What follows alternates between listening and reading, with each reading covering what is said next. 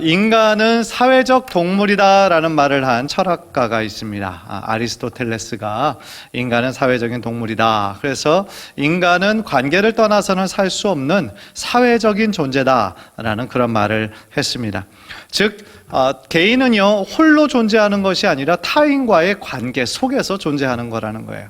사실 생각하면 생각할수록 너무나 맞는 말입니다. 우리가 아기로 태어나는 그 순간부터 원하든 원하지 않든 어떤 관계 속으로 자연스럽게 들어가게 됩니다. 그래서 부모와 와의 관계가 성립이 되는 거고, 또 어떤 동생이 생기게 되면 또 동생과의 어떤 관계가 생기게 되는 거고, 점점 더 초등학교에 들어가면 동급생과의 관계, 또는 선후배와의 관계, 나이가 들면 들어갈수록 그 관계는 더욱더 많아지고 복잡해지는 거죠. 그래서요 우리의 인간관계는 정말 교회 안에서도 그대로 적용이 된다라고 할 수 있어요. 우리가 살다 보면 인간관계를 잘 맺는 지혜로운 분들도 있는 반면에, 또 어떤 분들은 관계를 맺는 데 있어서 상당히 미성숙한 분들이 있을 수도 있어요. 그래서 오늘 본문은요 그런 면에서 생각해 볼 때 교회 안에서 일어날 수 있는 인간관계에 대한 문제에 대한 그런 말씀이에요. 우리가 지난주에 그 5장을 살펴보았는데, 5장에서는 육체의 일과 성령의 일을 대조하면서 마지막 부분에 성령의 열매에 대해서 말씀하고 계셨는데요, 무엇보다도 그 성령의 열매를 통하여서 우리가 성령의 충만함을 받고 성령의 인도하심대로 살아야 된다라는 것이 5장의 결론이라고 할 수 있을 거예요. 그런데 6장은 그러면 어떻게 시작하느냐? 성령의 열매들이 그럼 구체적으로 우리들의 삶 가운데, 크리스찬의 삶 가운데 어떻게 맺어져야 되느냐를 또 구체적으로 다루고 있는 것이 갈라디아서 6장이라는 거거든요. 그래서 교회 안에서 성도들이 혹시나 실수로 어떤 범죄를 저지른 형제들이, 또한 이웃들이 생겼을 때 우리가 어떻게 그들에게 다가가야 될 것이고 어떻게 그 문제를 해결해야 되는지 우리들에게 아주 구체적으로 말씀하고 있는 본문이 바로 오늘 본문이라고 할 수 있겠습니다. 아마도 당시에 갈라디아 교회 내에 우리가 지금까지 쭉 살펴본 바와 마찬가지로 자꾸 유대교로 다시 돌아가려고 하는 사람들이 있었거든요. 그러니까 유대교 원래 출신이었는데 중간에 기독교로 바울이 전한 복음을 듣고 기독교인이 됐단 말입니다. 그런데 자꾸 유대교 율법주의자들이 자꾸 공격을 하고 유혹을 하는 거예요. 어떻게 했습니까? 복음 하나로 충분하지 않다라는 거예요. 그래서 다른 복음을 이야기하는 것을 바울이 이해하지 못한 거죠. 그래서 다시 유대교로 돌아가는 사람들이 있고, 여전히 방황하고 힘들어하는 사람들이 갈라디아 교회 내에 있고, 그러니까 교회 내 분위기가 상당히 어떻게 보면 혼란스러울 때, 그래서 바울이 이 말씀을 통하여서 어떻게 그 형제들과 자매들을 도와야 되는지에 대한 말씀을 오늘 본문을 통해 해주고 있다라는 생각이 듭니다. 간절히 바라기는 이 말씀을 우리도 잘 기억해서요, 우리 성도 사이에 또 어떤 관계를 맺는 것이 하나님께서 기뻐하시는 것인가, 우리들의 마음문을 활짝 열고 주님 주신 지혜의 말씀으로, 권면의 말씀으로 받아들이는 귀한 우리 성도님들 되시기를 주님의 이름으로 간절히 축원합니다. 우리 첫 번째로 보니까요, 오늘 본문에서 바울은 뭐라고 얘기하냐면, 누군가 실수로 범죄하였을 때 교회에서 어떻게 해야 하는가를 설명하고 있어요. 그게 1절인데요. 형제들아, 사람이 만일 무슨 범죄한 일이 드러나거든 신령한 너희는 온유한 심령으로 그러한 자를 바로잡고 너 자신을 살펴보아 너도 시험을 받을까 두려워하라 그랬습니다. 1절에서 바울은요, 사람이 무슨 범죄한 일이 드러나거든 이라고 얘기했는데요, 여기서 말하는 범죄가 무엇인가 우리는 한번 생각해 봐야 돼요. 사실은요, 원어로 보았을 때 이 범죄는 고의적인 범죄가 아니에요. 고의적인 범죄가 아니고 실수로 범한 거, 실수로 범한 과오를 의미해요. 사실 이 두 개는 굉장히 큰 차이가 있어요. 누군가 고의적으로 하거나 의도적으로 했다라고 한다면 거기에 따른 형량과 책임은 더욱더 커지는 게 당연한 거예요. 이 세상법도 똑같거든요. 그러니까 그 범죄가 우발성에 의한 것이었는지 아니면 치밀하게 계획해가지고 그것을 실행했는지에 따라 이것의 결과는, 형량의 결과는 엄청나게 달라지거든요. 그러니까 상식적으로 생각해봐도 그럴 수 있다라는 것이죠. 그런데 여기서 바울이 얘기하는 범죄는 누군가 고의적으로 악한 의도를 가지고 그렇게 한 범죄가 아니라 고의적이 아닌 어떻게 보면 실수로 인한 죄가 이루어졌을 때를 지금 가정하고 있다라는 거예요. 그런 일이 발생했을 때 어떻게 해야 하는가? 바울은 약 3가지 정도를 얘기하고 있는데요. 첫 번째는 뭐냐면 온유한 심령으로 바로잡으라는 거예요. 온유한 심령으로 바로잡으라. 바로잡는다라는 뜻이 이게 뼈가 골절되었을 때 그것을 맞춘다라는 거기에 사용되는 원어가 쓰여졌다라고 그래요. 그러니까 무슨 얘기입니까? 바로잡는 거. 그러니까 진정한 크리스찬이라는 민은요, 타인의 잘못을 어떻게 보면 못 본 채 하거나 혹은 반대로 공개적으로 폭로하지 말고 그 잘못을 어떻게 되는 거예요? 바로 잡아줘야 되는 거예요. 바로 잡아주기 위해서 노력해야 된다라는 겁니다. 여기서 바로 잡는다라는 것은 단순히 그 죄를 지적하는 데서 멈추는 것이 아니라 그 사람이 회복될 수 있도록 하는 거예요. 이게 참 중요한 거죠. 그 사람을 말씀으로 또한 권면으로 교양과 훈계로 양육할 때에 가장 주의해야 되는 건 뭐냐면 먼저 온유함으로 다가가야 된다는 거예요. 저는 이것이 참 중요한 단어라고 생각합니다. 그 죄를 범한 형제 혹은 자녀들에게 온유한 마음으로 다가가야 된다라는 거예요. 충분히 동정하고 긍휼히 여기는 마음으로, 그런 마음으로 찾아가고 그 사람이 진심으로 회복되기를 원하는 마음으로 나아가는 것이 그것이 맞다라는 거예요. 왜냐하면요, 교회의 권징이라는 것이 있습니다. 그러니까 당회에서 어떤 교회 안에 어떤 범죄를 좀 심각한 거를 저지른 사람이 있을 때 권징하는 것이 어떤 당회에 주어진 임무이기도 한데요. 사실은 권징의 그 궁극적인 목적은 징계에 있는 게 아니에요. 징계 자체에 있는 것이 아니라 그 사람의 회복에 있는 거예요. 그런데 많은 경우 그 교회 내에서 온유한 마음을 잃어버리고요, 징계에만 신경 쓰게 되면 어떻게 됩니까? 그 사람이 큰 상처를 받고 영혼이 망가져 버려요. 그리고 그 한 사람만의 일로 끝나는 것이 아니라 공동체 전체에게 나쁜 영향력을 미칠 수가 있다는 거예요. 따라서 그런 면에서 우리는 이 말씀을 굉장히 지혜롭게 받아들여야 된다는 거죠. 그래서 그런 면에서 그 권면과 회복시키는 일은 어떤 사람에 의해서 해야 되느냐, 누가 해야 되느냐? 바울은 신령한 사람에 해야 된다라고 얘기하는 거예요. 신령한 사람, spiritual person이라고 그랬어요. 영적인 사람이라는 거예요. 그러니까 영적으로 성숙한 사람이 그 권면하고 징계하는 그 일을 감당해야 된다라는 거예요. 그러니까 성령의 인도하심을 받아서 온유한 마음으로 할 수 있는 자들이 해야지, 스스로는 영적이라고 자부하지만 사실은 미성숙한 사람이 있을 수 있어요. 그래서 그런 사람들이 그러한 징계, 그런 것을 하게 되면 그 범죄한 사람이 회복되는 것이 아니라 오히려 교회 공동체를 떠나게 되는 그러한 일이 있을 수도 있다라는 거죠. 그리고 1절에서 마지막으로요, 바울은 누군가 죄를 짓고 그것을 권면하는 것은 영적인 성숙한 사람이 해야 된다라고 하면서 1절의 마지막 부분에 무엇을 기억해야 되냐고 우리들에게 말하냐면 그 권면하는 사람도 역시 한 사람의 연약한 사람이다라는 것을 기억해야 된다는 거예요. 그러니까 그 권면을 하는 사람도 그 사람은 그 모든 죄에서 완전히 자유롭고 초월한 사람이 아니라는 거예요.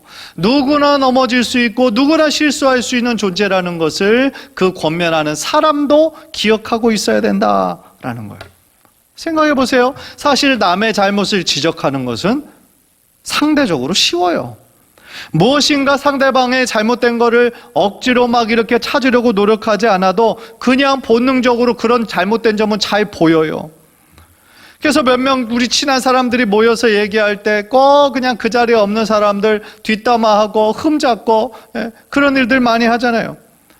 그래서 예수님은요, 산상수훈에서 뭐라고 말씀하십니까? 형제의 눈 속에 있는 조그만 티는 잘 보면서 내 눈 속에 있는 덜 보는 너는 왜 보지 못하느냐, 그렇게 책망하셨잖아요. 그러니까 무슨 얘기입니까? 대부분의 사람의 마음에 그런 경향이 있다는 거예요.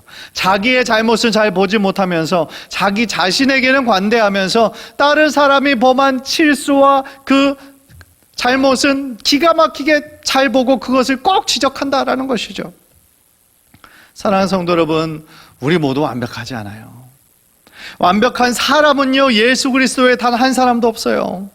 그 이야기는 우리들 모두도 실수할 수 있고 유혹받을 수 있고 넘어질 수 있다라는 거예요.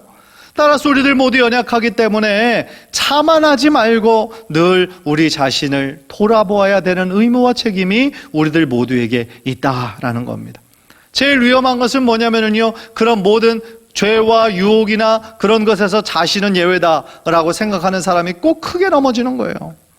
따라서 교회 안에요, 어떤 형제나 자매가 고의적으로 한 것이 아니라 실수로 어떤 죄를 범하였거든 우리는 그것을 보면서 속으로 비난하고 정죄하고 자신은 그 사람에 비해서 의롭다고 자부할 것이 아니라 먼저 온유한 마음으로 그들을 권면하고 그들이 다시 회복할 수 있도록 도와줘야 될 뿐만 아니라 우리 자신도 돌아보아 시험에 빠지지 않도록 늘 영적으로 온전히 서도록 노력해야 될 줄 믿습니다. 제가 신학교 1, 2학년 다닐 때, 신학교 1, 2학년이니까 그때 저는 대학생 어렸죠.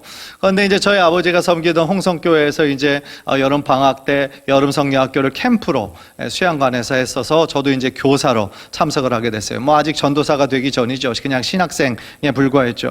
그런데 그때 이제 이름은 기억나지 않지만 초등학생 한 3, 4학년쯤 되는 꼬마가 자기보다 더 어린애를 어떤 건지는 모르겠지만 어쨌든 이렇게 밀어가지고 넘어뜨리는 것을 제가 딱 봤어요. 그러니까 선생님으로 갔으니까 그거를 잘 이렇게 좀 그거를 권면해야 되는 역할이 있잖아요. 그래서 내가 그 친구를 따로 불렀어요. 따로 불렀더니 그 아이가 그냥 너무 심하게 쪼는 거예요. 왜냐하면 이제 처음 보는 큰 청년이 이제 와가지고 자기가 그 다른 사람 넘어뜨린 걸 보고 했으니까 아이고 나 이제 죽었구나, 왜 그때 맞았구나, 이런 식으로 생각했던 것 같아요. 그런데 하도 이렇게 경직되어 있는 그 애를 해가다가 무조건 제일 처음부터 그냥 이렇게 책망하기보다는 왜 그랬냐, 그거에 대한 이유를 물어보고 그 다음에 이제 네가 그렇게 한 게 그게 잘한 건지 잘못한 건지 그거에 대해서 한번 생각해보고 얘기하고, 그러니까 이제 아이가 점점 더 마음이 열어지면서 잘못했다는 거예요. 잘못했고 내가 다시는 그러지 않겠다고. 그래서 제가 그냥 그렇게 잘 좋은 말로 권면하고 기도해줬어요. 그랬더니 그때 이후로 아이가 그냥 얼굴 표정도 좋아질 뿐만 아니라 성경학교 2박 3일 내내 아주 열심히 참석하는 것을 본 적이 있어요. 정말 그렇죠. 단순히 혼내고 그냥 거기서 지적질하고 끝날 수도 있었어요. 그런데 그 사람의 이야기를, 그 아이의 이야기를 들어주고 스스로 잘못했다라고 느끼고 다시 반복하지 않도록 하는 것이 더 중요했다라는 것이죠.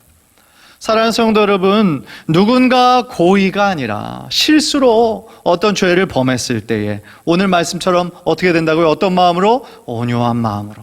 온유한 마음으로 권면하고 영적으로 성숙한 자가 그 자를 회복시키기 위해 더욱더 힘쓰고 더 나아가 그 일을 통하여 나도 넘어질 수 있는 존재라는 것을 스스로 잘 돌아보아서 우리가 정말 교회 안에서 한 공동체를 이룸에 있어서 하나님께서 기뻐하시는 공동체로 더욱더 견고하게 단단하게 세워지는 우리 동안교회 되기를 주님의 이름으로 간절히 축원합니다. 두 번째로 바울은요, 서로 짐을 지라고 명령하고 있어요. 서로 짐을 져라. 2절을 보세요. 너희가 짐을 서로 지라 그리하여 그리스도의 법을 성취하라, 이렇게 말씀하고 있어요. 여기서 나오는 짐을 영어로 보니까 burden이라고 얘기했어요. 어떤 부담, 짐, 연약함, 허물 이런 것들을 의미하는 거예요. 이 원어로 살펴보니까 이 짐은요, 다른 사람들과 나누어져야 되는, 그럴 필요가 있는 어떤 과중한 짐을 의미하고 있더라고요.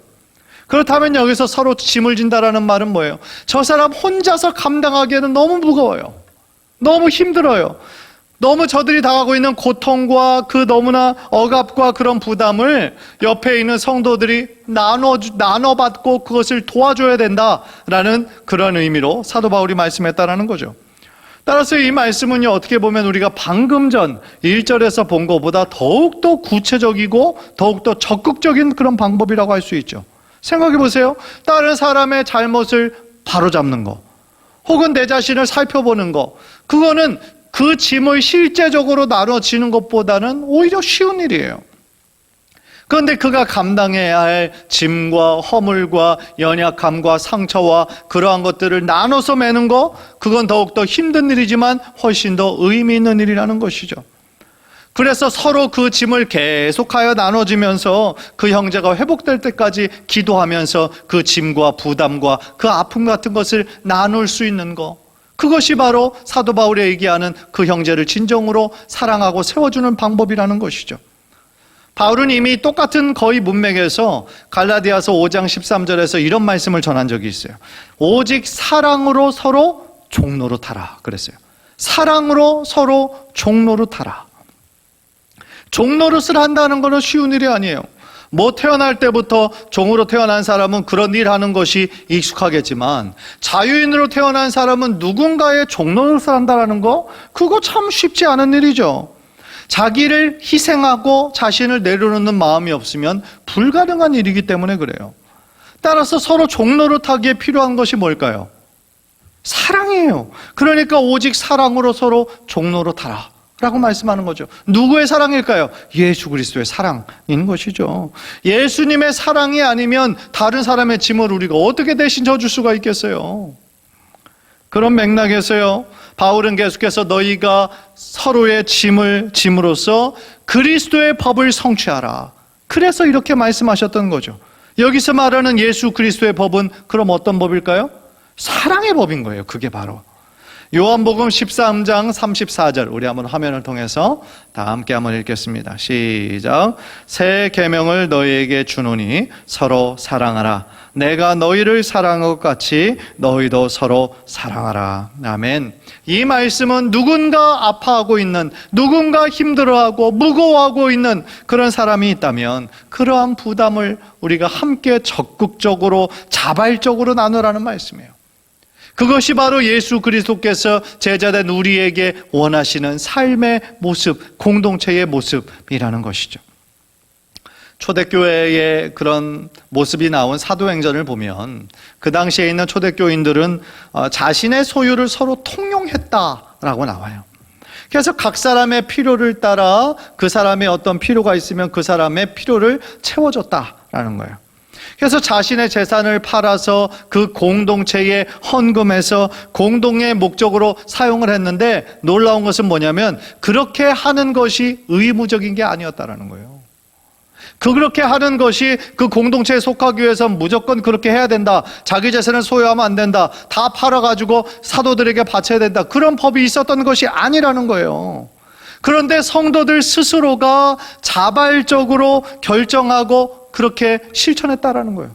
그러니까 억지로 해야 하는 것보다 자발적으로 실천했다라고 하니까 그러한 헌신이 얼마나 더 놀라운 일입니까? 아름다운 일입니까? 그래서 그들은요, 그런 방법으로 서로 안에 있는 공동체의 필요를 채워준 거예요.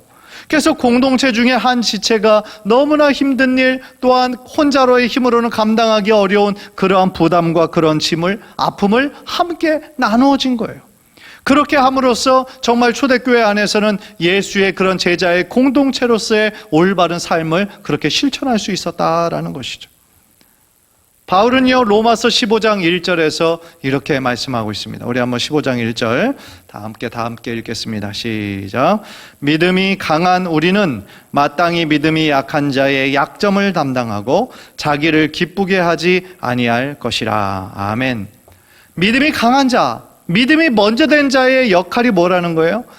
믿음이 먼저 된 자는 믿음이 약한 자들을 위해서 그 약한 자의 약점을 담당하는 것이 믿음이 강한 자들의 역할이다라는 거예요.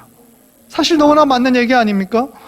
교회 공동체가 더욱더 하나 되기 위해서 어떻게 되겠어요? 믿음에 먼저 된 자들, 영적인 자들이 아직 믿음이 부족하고 이제 막 영적으로 태어났고 이제 막 자라기 시작하는, 그래서 참 어찌 보면 참 미성숙하고 어디로 튈지 모르고 그런 사람들이 사실은 교회 안에 많이 있잖아요.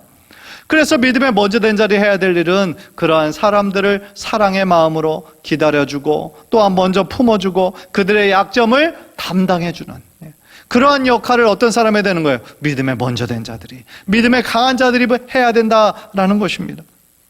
사랑하는 성도 여러분, 지금 이 자리에 참석하신 분들은 거의 대부분이 다른 성도들보다 믿음이 먼저 된 분들이세요.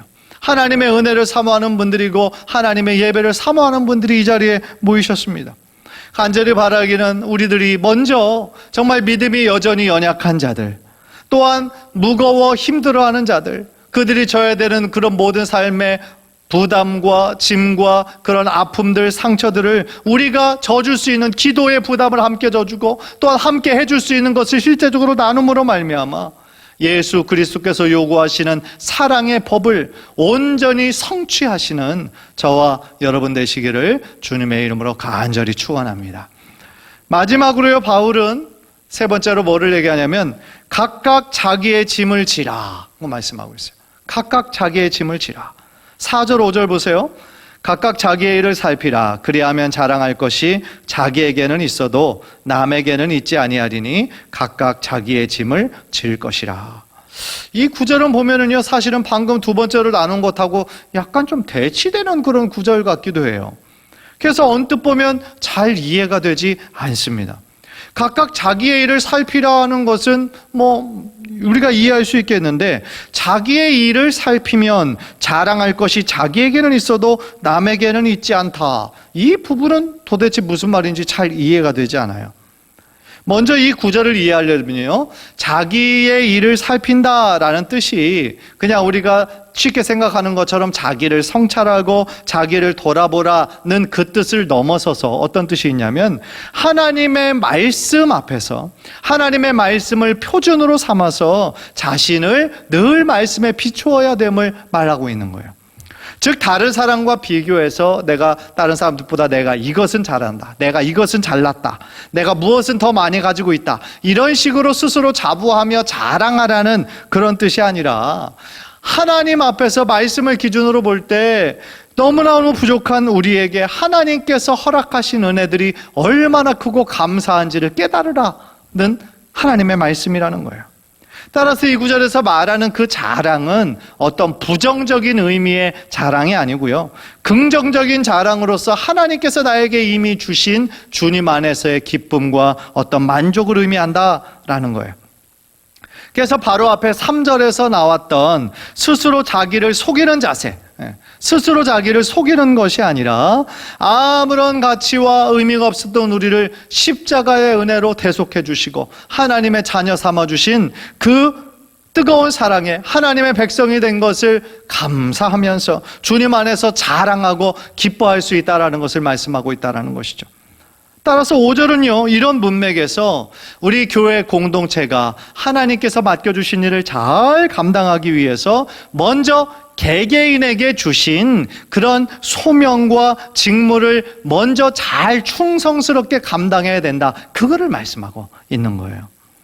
다시 말하면 방금 전 2절에서 각각 형제의 짐을 서로 지라고 말씀드렸는데, 그것보다 우선해야 될 것, 그것이 지금 5절에서 얘기하는 건데, 바로 각각 자기에게 주신 하나님의 소명을 먼저 잘 감당해야 된다는 거예요. 그것을 감당해야 그거 이후에 다른 사람을 돌볼 수가 있다라는 그런 뜻인 것이죠. 흥미로운 거는요, 2절에 나오는 단어 이 짐을 보니까 2절에 나온 단어 짐은 한 사람이 감당하기 어려운 무거운 짐을 의미하는 거예요. 그런데 5절에 나온 짐은요, 2절에 나왔던 단어랑 다른 단어를 썼어요. 한 사람이 져야 되는 어떤 짐꾸러미를 의미하고 있어요. 그러니까 무슨 얘기냐면 각각 자기의 짐을 지라 하는 말씀은 하나님께서 각각 자기에게, 각자에게 맡기신 개인적인 직무, 개인적인 소명, 사명을 말씀하고 있다라는 것이죠. 예를 들어서요, 자신에게 맡겨진 직무가 있어요. 자신에게 맡겨진 책임이 있습니다. 그런데 그것을 감당하지도 않은 채 그냥 다른 사람들만 돕는다고 한다면 그것은 올바른 우선순위가 아니라는 거예요. 디모데 전서를 보면은요, 바울이 뭐라고 얘기하냐면 교회의 일꾼이 되는 자격을 말하고 있으면서요, 하나님의 교회를 돌보는 사람은 먼저 자기 집을 잘 돌보는 사람이어야 된다라고 얘기했어요. 자기의 지배를 잘 다스리는 것부터 인정받아야 교회에서 공동체를 위한 일도 감당할 수 있다라는 거예요. 디모데전서 3장 5절 우리 한번 화면을 통해서 다 함께 읽겠습니다. 시작. 사람이 자기 집을 다스릴 줄 알지 못하면 어찌 하나님의 교회를 돌보리요. 너무나 맞는 말씀인 거죠. 교회 안에서 리더로 섬겨야 되는 그런 리더가 될 사람이 자신의 집도 잘 다스리지 못해요. 그런다고 한다면 다른 사람에게 어떤 본이 될 수 있겠습니까? 제가 그 전에 아버지 학교 그 사역을 열심히 했었는데, 그 아버지 학교 이제 사역의 제일 마지막 날은 아내도 이제 같이 와서 어떤 행사를 가져요. 그런데 한 아내가 이제 자신의 남편이 밖에서는 너무 친절한 사람이라는 거예요. 밖에서는 너무 친절하고 자기 일도 아닌데 막 누가 도와달라고 하면 막 적극적으로 도와주는 그런 사람이라는 거예요. 그래서 밖에서는 칭찬받는 사람인데 집에 들어오면 손도 하나 까딱을 안 한다는 거예요. 그러니까 막 그 자리에서 막 이렇게 남편을 고발을 하더라고요. 예. 그래가지고 이제 아버지 학교에서 아유 그렇게 하시면 안 된다. 이제 집에서부터 이거를 해야 된다. 그래서 이제 막 서약하게 하고 막 그런 순서를 가졌던 것이 기억에 나요. 물론 이웃에게 친절한 거, 돕는다는 거, 좋은 일이죠. 그런데 그 우선순위는 어디예요? 가정에서 먼저 그 섬김을 실천하는 것이 맞다라는 거예요. 왜냐하면 우리들의 그 섬김과 사랑의 첫 번째 실천 장소가 어디냐면 그게 바로 가정이에요. 그 가정에서 우리가 그 섬김과 예수의 사랑을 실천하지 못하면서 어떻게 밖에서만 그렇게 할 수 있겠어요? 그거는 가식인 거죠. 남에게 보이기 위한 것이죠. 남에게 인정받고 싶은 그러한 욕구인 거죠. 그런 면에서 사실은 저도 저의 가정 생활과 또한 자녀들 양육이 사실은 조금 신경이 쓰일 때가 있어요. 왜냐하면 저의 가정생활과 자녀들을 믿음 안에서 먼저 잘 양육하는 것이 먼저잖아요. 그것이 잘 되지 않으면 어떻게 성도들에게 자녀 양육에 대해서 제가 설교를 할 수가 있겠어요. 사실 저뿐 아니라 장로님, 권사님, 우리 집사님들도 다 마찬가지죠. 우리가 먼저 우리에게 주신 가정을 잘 돌보고 또한 우리들 각자에게 주신 임무와 사명을 잘 감당하고 난 후에 다른 형제들의 자매들의 그 일과 곤란을 돕는 것이 올바른 순서라는 거예요. 만약에 그렇지가 않다면 자신의 가정도 잘 돌보지 못하면서 그것만 우선한다면 어떻게 보면 어려움을 당할 수도 있다라는 것이죠. 사랑하는 성도 여러분, 저는 이 바울의 권면의 말씀을 통하여서 우리 공동체 안에 실수로 인해 어떤 사람이 고의가 아니라 실수로 인해 생길 수 있는 죄를 범했을 때에 어떻게 그것을 감당해야 하는지, 어떻게 그것을 권면해야 하는지에 대해서 말씀을 나누었어요. 물론 개인적으로는 우리 공동체 안에 그런 어려움이 하나도 안 생겼으면 좋겠어요. 하나도 안 생겼으면 좋겠지만 어찌 보면 이 자리에 있는 그 우리 공동체 안에 있는 사람들이 믿음의 성숙도가 다 다르기 때문에 사실은 어떤 경우는 불가피하게 생길 수도 있는 거거든요. 우리들의 연약함과 죄성으로 인해 그런 어려움이 생겼을 때 어떻게 대처해야 하는가, 오늘 말씀 하나, 둘, 세 가지 포인트를 우리가 함께 나누었습니다. 간절히 바라기는 우리 교회가, 우리 공동체가 정말 주님께서 기뻐하시고 주님께서 찾으시는 그런 사랑의 공동체가 되어서 우리 먼저 우리 각자 가정에게 주신 그런 사명을 잘 감당하고 더 아울러 우리 공동체에게 주신 그런 형제와 자매들을 필요를, 그리고 부담과 아픔을, 고난을 우리가 서로 짐을 서로 지고 나누는데 우리가 더욱더 힘을 써서 우리들의 믿음이 함께 성장하고 더 결과적으로 우리 공동체, 우리 교회가 더욱더 하나님께서 기뻐하시는 귀한 공동체로, 예수의 사랑이 흘러넘치는 귀한 공동체로 더욱더 건강하게 자라나게 되기를, 견고한 공동체가 되기를 주님의 이름으로 간절히 축원합니다.